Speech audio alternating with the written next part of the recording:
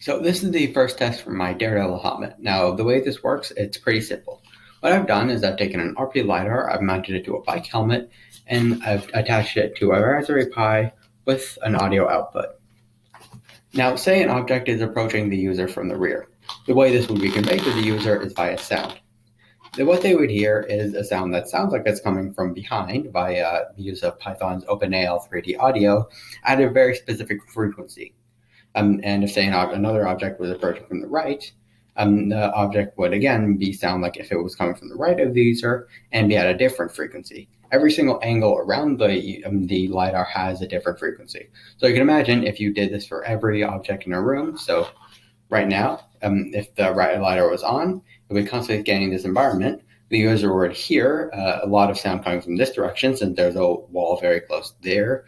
Not very much sound coming from this direction because the closest wall is very far. And a lot of sound coming from this direction, so from the back and to the right, because I'm the closest object to it and because I'm very close. Using these two, what I'm going to do is two very basic tests.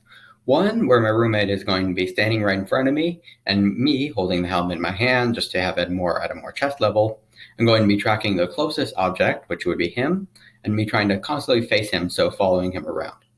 The second test is going to be me trying to walk down a hallway with the headset on while blindfolded, and using the audio cues of the directional sound for where the walls are to successfully walk down without hitting anything and being able to properly navigate it as someone who has fully functioning eyes would. My idea here is to be able to get a person who is visually impaired to be able to fully map out and understand the surroundings and not be able to hit anything without the use of a baton, just the way as a person with sight would.